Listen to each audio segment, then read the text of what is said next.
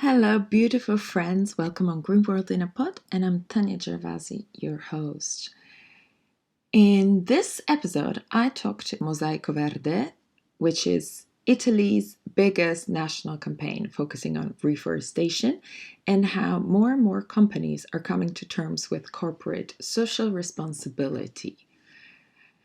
And I'd like to add that this is a very special episode to me because I deeply love trees and have been thinking about doing an episode focusing on a positive aspect for quite some time. And we often think of trees in terms of the job they do, which I don't want to delve into as we're going to discuss it in the upcoming interview. We are so used to the scientific narrative of things that we tend to forget to observe the beauty of mere existence. And thinking back to when I was a little girl, I wonder where my attraction for trees and the need to climb every possible growing tree around where I lived back then come from. And I don't know, somehow they offered me protection. And the robust branches gave a sense of security above the ground. It's as if I could attempt to reach for the sky when trees offered me the ladder. I guess I stopped reaching for the sky when I stopped climbing trees. But recently, as I observe myself, my perspective changed as I focus on the development of roots to become perhaps myself a long-standing tree. So these are some of my personal thoughts on trees and what they represent to me specifically. And I don't know about you, but I often stop to observe the tree, a tree that attracts my attention all of a sudden among thousands of others. And there's always a teaching. I remember now there's an image coming to my head. I was always going to the park every morning with a child I look after, and a park here in London. And there's beautiful old oaks pretty much everywhere around the park. But then there are two oaks that are completely they're what's the name? I'm really sorry. I like the word in English, but basically they're lying on the ground, and I thought, how amazing would it be to learn to fall as gracefully, and that a falling is never, or is not always, the end of life, because it was still growing, and the new branches were tending to the sky. They were not on the ground. So I thought that was a beautiful thing. And it made me think of that. So I hope whoever's listening, my wish is for you to take time to observe more from trees. And I do believe they're the great sages of the earth. Hi, Chiara. Welcome on Green World in a Pod. I'm very happy to have you as my guest. Can you present yourself a little bit, and also the campaign Mosaico Verde, what it is and how did it start? Yes, of course. Hi, thank you for inviting me. I'm Chiara Marino. I'm working for a consultancy company in Italy called Azeroth. So I'm Italian as well. And the campaign Mosaico Verde is a very important campaign to us. It's a national campaign that was born in 2018 in collaboration with Legambiente, that is an Italian association on the topic of sustainability, environmentalism, and the campaign has the purpose, very simple one, to requalify and protect the national territory through the planting of new trees and the recovery of abandoned territories, abandoned areas. So how does it work? How does it work? Let's say it is a way through which the municipalities and parks that do not have sufficient resources to increase green areas, requalify existing one, get in contact with companies with corporate social responsibility goals. It means that they want to invest in sustainability, they want to invest in environmental projects. So basically the company finances the project by creating new green areas or still protecting existing one for the benefit of the local authority and the communities. And so we are the link between these two, the municipalities and the companies. So the union between public and private works very well, and the synergy between the companies and local authorities can be good, can be one good thing, not just for the territory, but for all the people that live there, and not only for the environmental sphere, but also for the economic and social one. We are at the third year of the campaign, and we have some results up to date. We can say that about 300,000 new trees have been planted. That is a good result. And about 30,000 hectares have been recovered all around Italy. That's So, fantastic. yeah. Very good news. We are very happy.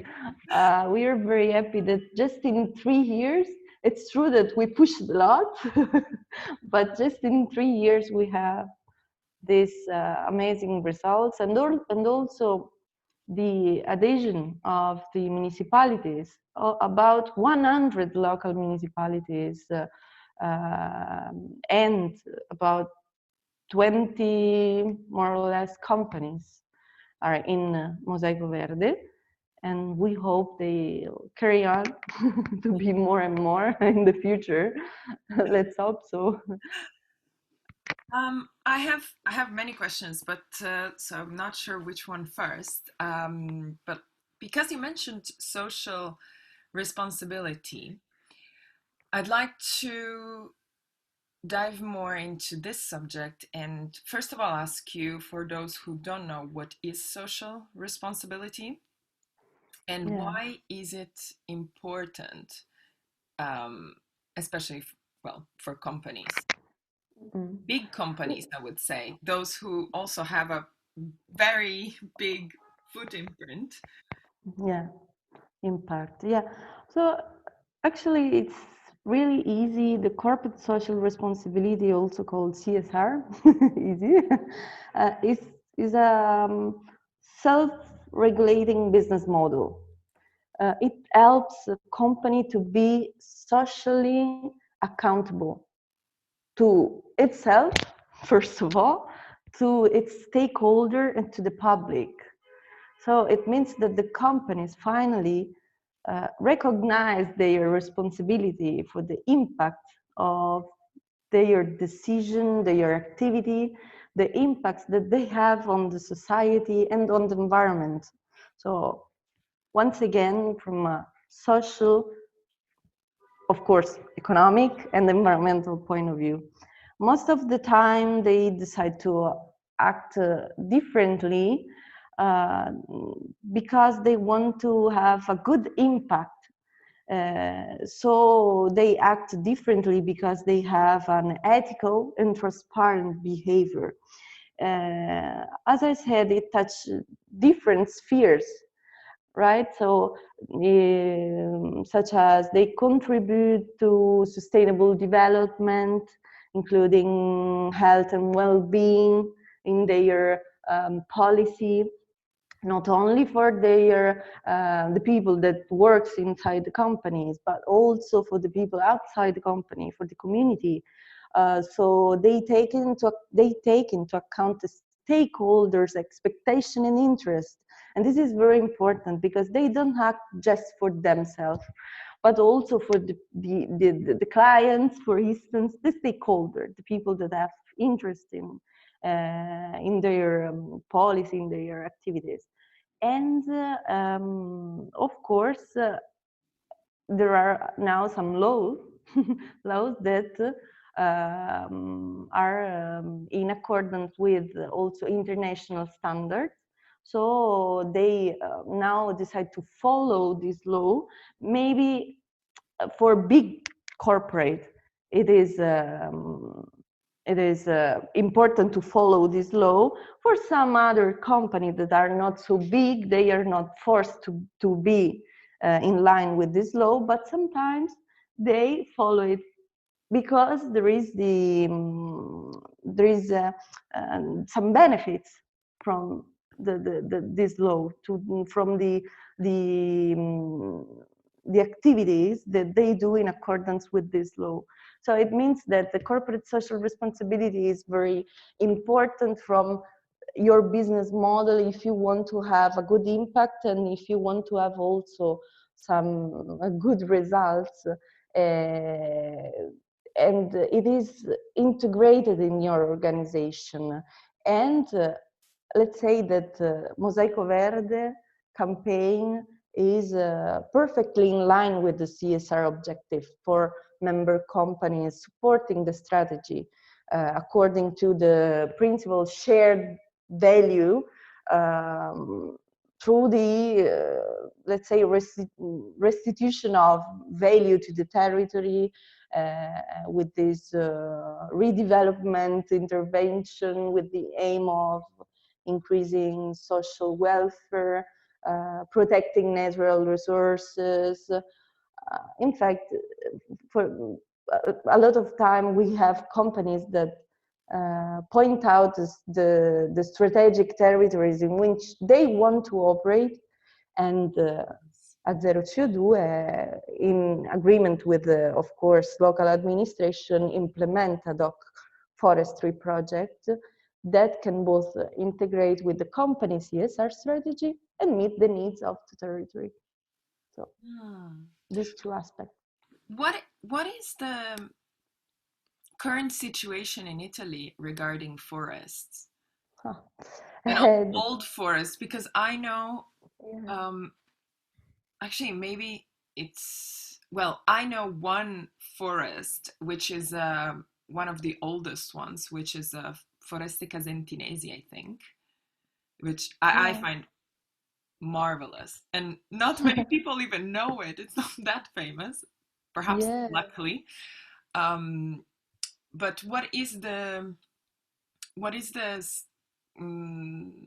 how is the situation? And also, I know in the north, where was when we had the huge hurricane that wiped out a big portion of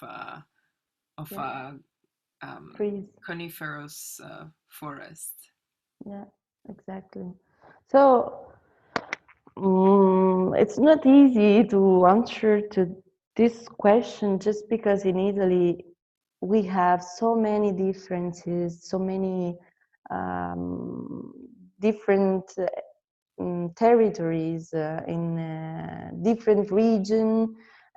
Even the climate, right? Even the climate is different, very different. So, well, you know, at the end we can say that forest in Italy is all around us. In the north, in the center, in the south, we have a lot of forests. But it's true that unfortunately we don't have the right we don't have enough money to to um, how can we say, like, to Look uh, after, perhaps. what? Look after. Yeah, exactly. Look after it.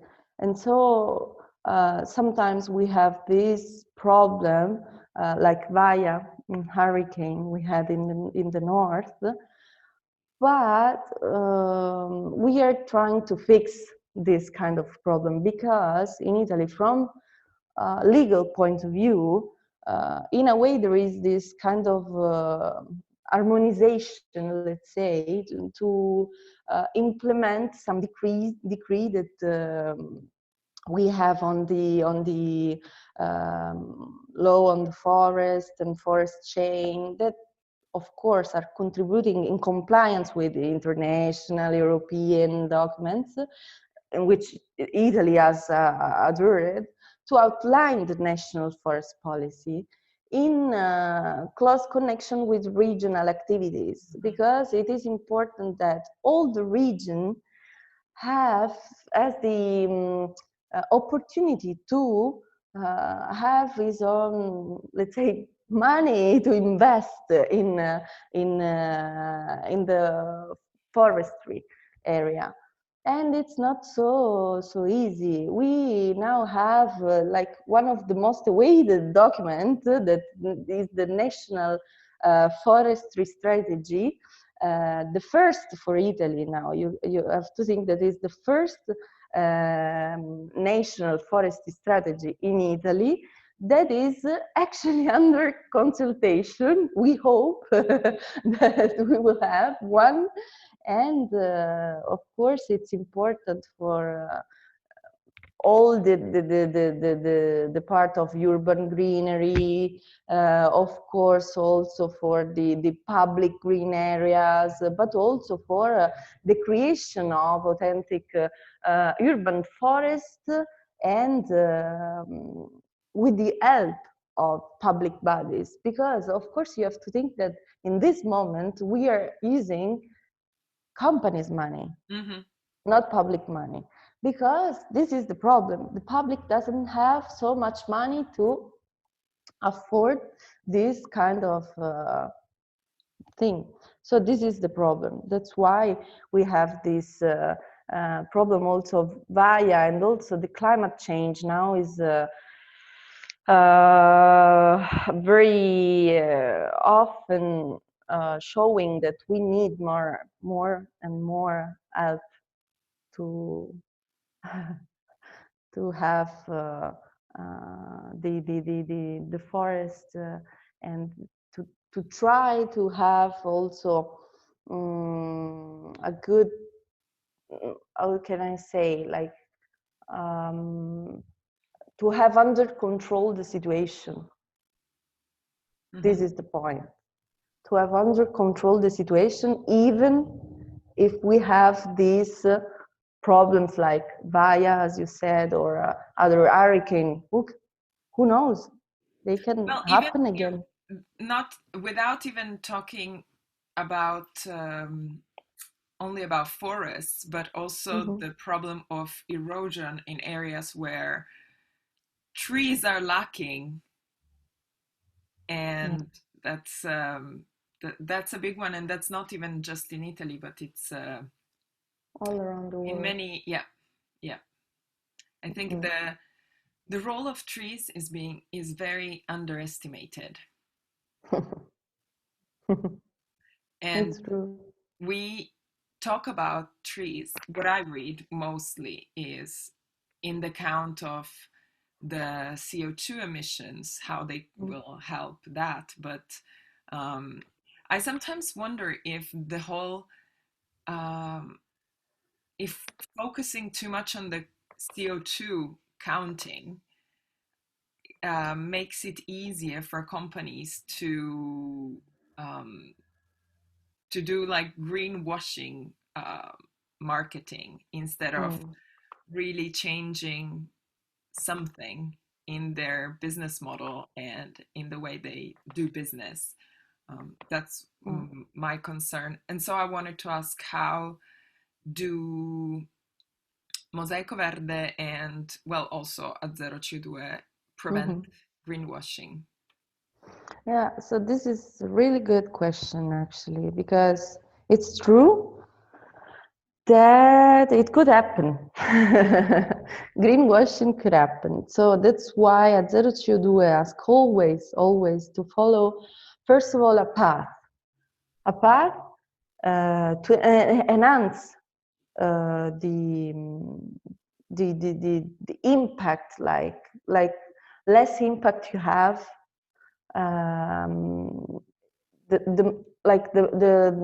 you have to try first of all to reduce your impact, and then you can try to, for instance, offset your CO2 impact. But before start an offsetting process, try always the best you can do to reduce your impact.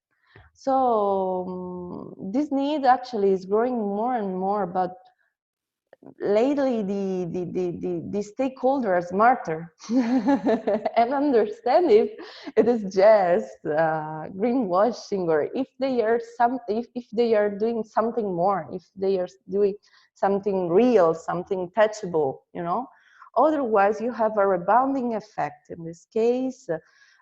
So if you are polluting and just buying to offset your emission is nothing. And from a communication point of view, it's not good. It's not good for your image. It's not good for your company. It's not good for the stakeholders. So clearly the CO2 emissions are a problem, of course, and to have a good path through which at the end, when you cannot do anything else, you go to offset your emission is a good thing, of course. But for instance, like there is a market for it. And for instance, with Mosaico Verde, we don't offset emissions. It's a real CSR a CSR campaign, because of course the well-being produced by the trees is clear, is evident. The tree absorb CO2, so this is clear. But it is necessary to take into account that there are other positive impacts. As you said before, there are other positive impacts offered by the trees and the plants to the territory, not only the absorption of CO2. Because we used to say that there are 5 environmental services that we call technically ecosystem services. Servizi ecosistemici. Like the conservation of animal and plant species, the improvement of water quality and quantity in the land, that is not easy, increase the stability and nutrition contained in the soil, increase, of course, in carbon storage, as we said, and sequestration, and of course also the improvement of tourist and recreational services. Why not? So plant trees is not just absorption of CO2. It's all these 5, we call it ecosystem services. So Mosaico Verde was of course created with the aim of promoting all these services, not only the CO2 absorption. And the companies that join the campaign must become part of a virtuous path and demonstrate that they want to create something different. They have a concrete commitment to reducing emission through direct intervention in use of renewable sources, sustainable mobility. These are just examples, not of things that you can do inside your company. And so in a way, they have to demonstrate the concrete willingness that they have to undertake a path of sustainability. And this helps to avoid to be accused of greenwashing. It helps very much. So if you do something more, then at the end you have a reward. Absolutely. I would like to start wrapping the conversation, asking you what has been the most exciting project, or the most difficult, the most emotional, and who did it involve? So, okay, it was in general an amazing experience, let's say. But so if I have to think about the most exciting project that we carried out, it was the one in collaboration with Ikea Italia. It was which was associated with the Christmas campaign, with a project for the redevelopment of the Italian territory. And it was like for each tree purchased in all the IKEA shop, the Christmas tree purchased on the IKEA shop in Italy in November and returned after the Christmas holiday, Ikea Italia contributed with €2 per tree to redevelop areas in a state of risks or with hydrogeological instability and other problems. Because as you know, we cannot replant Christmas trees because they are dead. So we decided to have this project in collaboration with them to avoid this problem, and it was amazing because there are a lot of people that think that is a good idea to give it back and to give like the tree that you don't use anymore because Christmas is over and it's nice. And IKEA was also had an important part in this path with us. So it was really an amazing experience and one of the most exciting projects. So basically, IKEA also asks you to bring back after Christmas Yeah. tree that you purchased and Yeah. will use it. No, they use it like for the soil, So like they crush it. Yes, as a compost. Yeah, yeah. So they reuse it, of course. Yes. this is And interesting to know because, well, I think in Italy it's not a common practice to buy real trees for Christmas, but I've seen it in uh, in London a lot. And in January, for example, the streets are full of Christmas trees, dead Christmas trees just shoved there next to the beans, which I find very sad. sad, and also because it's not just one, there's thousands. And I always wondered, what do you do with it? But also, what a waste!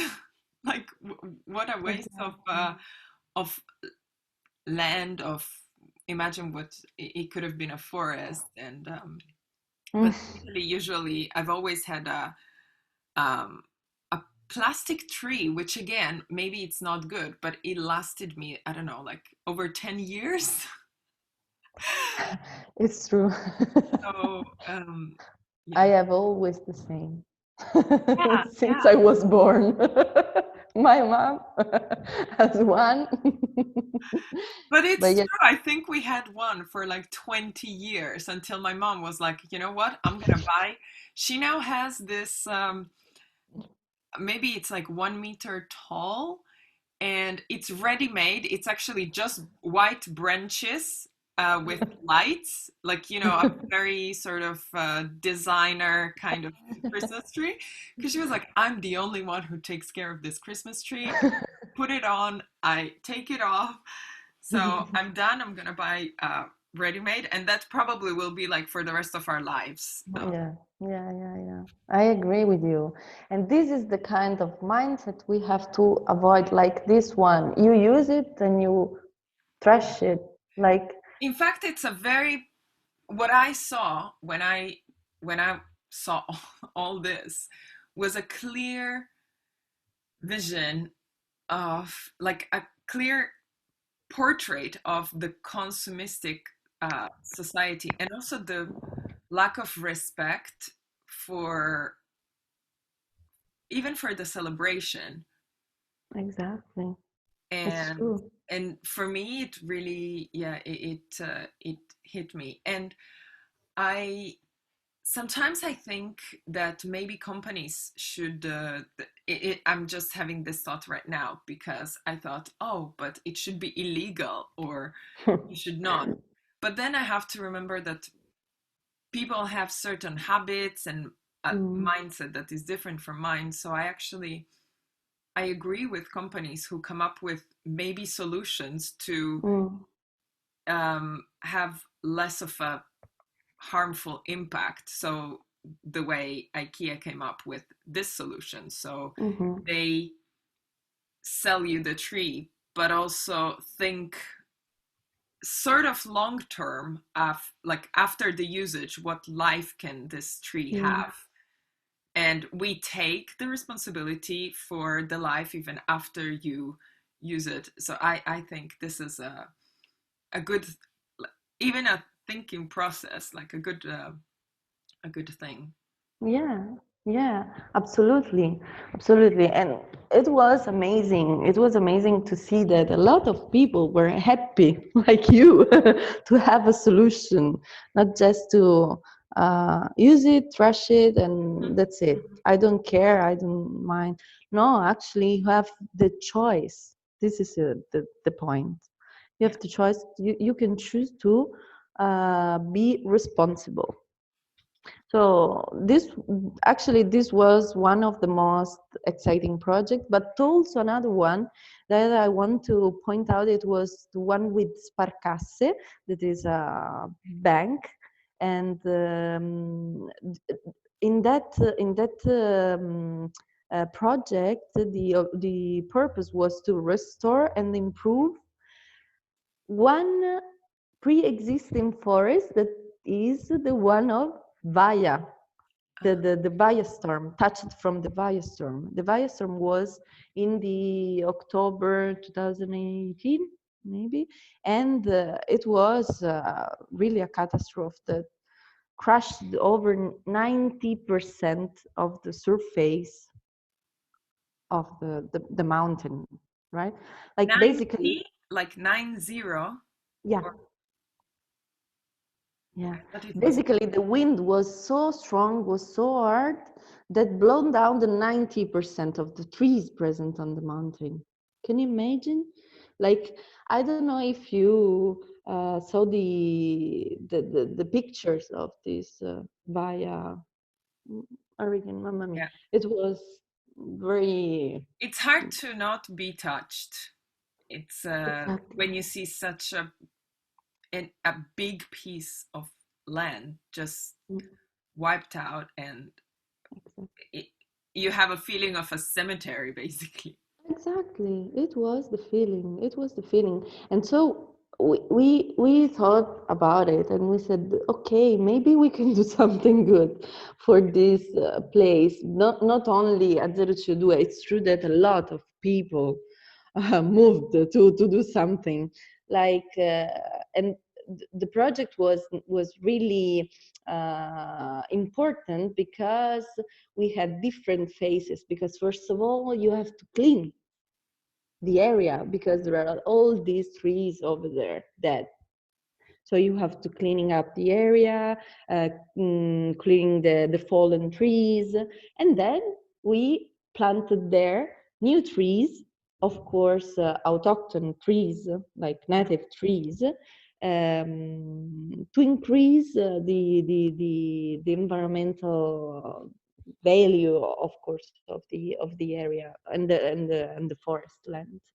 So it was amazing to participate to this restoration of the area, even if there was this important problem catastrophe. But there is a way to um, to help the area to be great again. Yeah. I like what you said that you plant autochthonous trees, because also what I saw on your website is that even people who, like me, just as individuals, can choose an area and buy a tree. Even one tree Yeah. can make a difference. And you choose for each area specific trees. So it's Exactly. not just a random buy a tree No. or plant whichever. So that's also something really important. Yeah. Yeah, it is. It is important because it is important to know for each area the complexity, the richness of each territory with its specificities and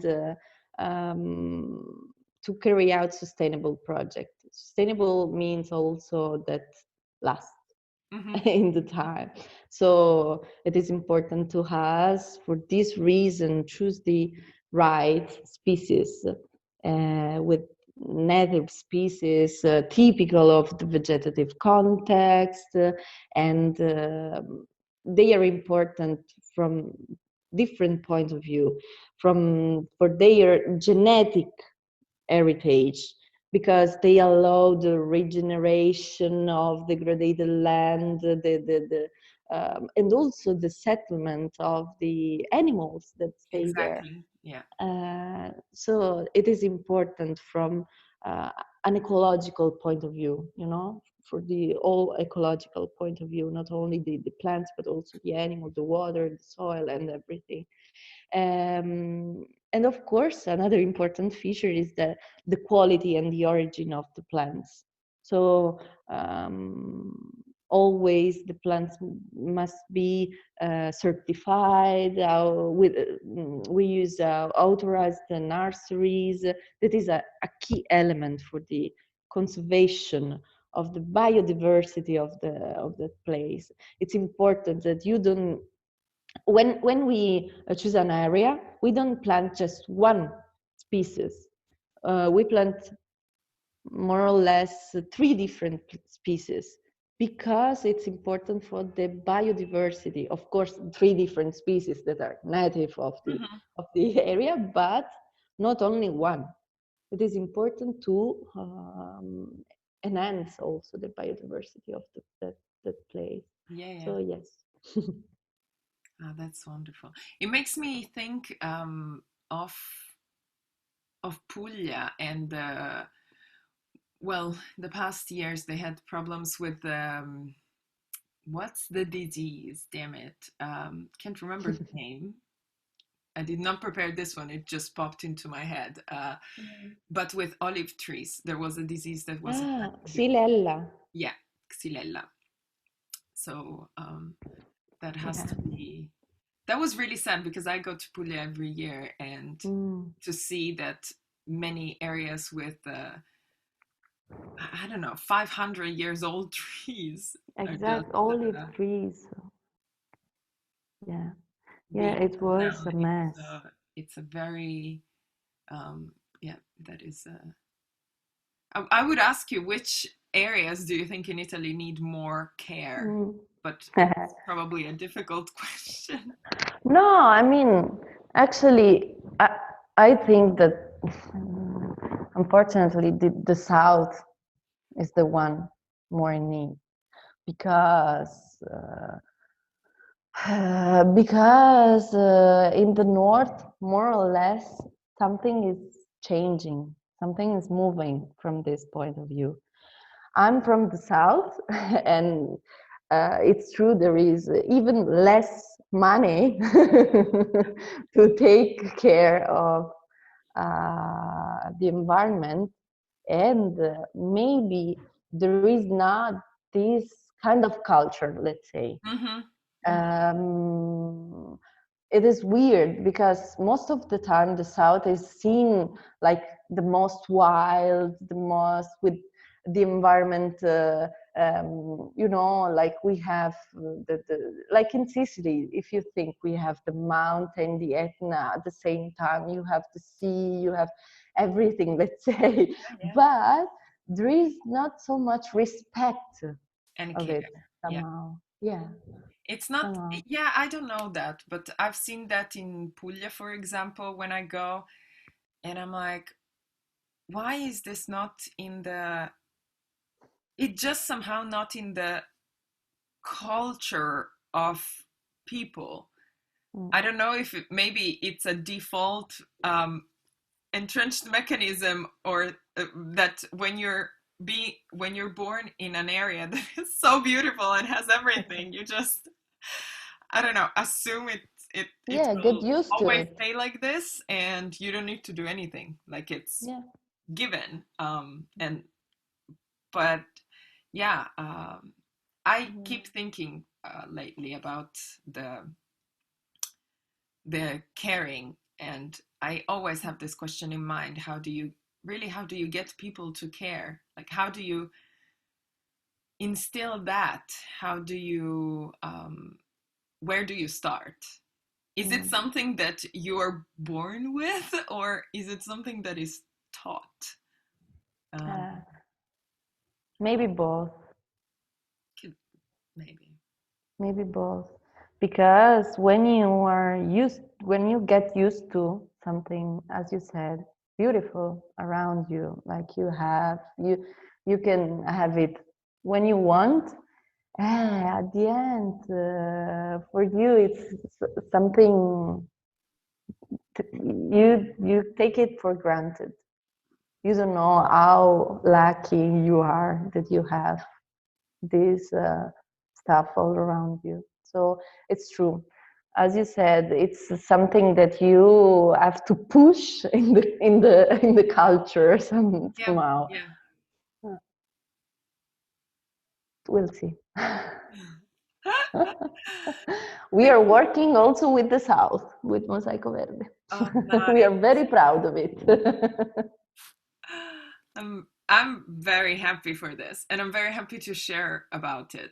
I was like, more people need to know about it. Thank you. Thank you. Thank you so much for being part of this. Thanks to you. Thank you so much for listening. If you would like to know more or get in touch with Mosaico Verde, you can find them on Instagram at Mosaico Verde. I will leave all the contact information in the show notes. As always, you can find Green World in a Pod on Instagram or Twitter or Facebook page, but I'm definitely more active on Instagram. Yeah, this was episode 28, and we still have 2 more until the end of season 1, and then I'm gonna take a little break to research and have new fresh new episodes for next year. So thank you again, and I'll see you next time.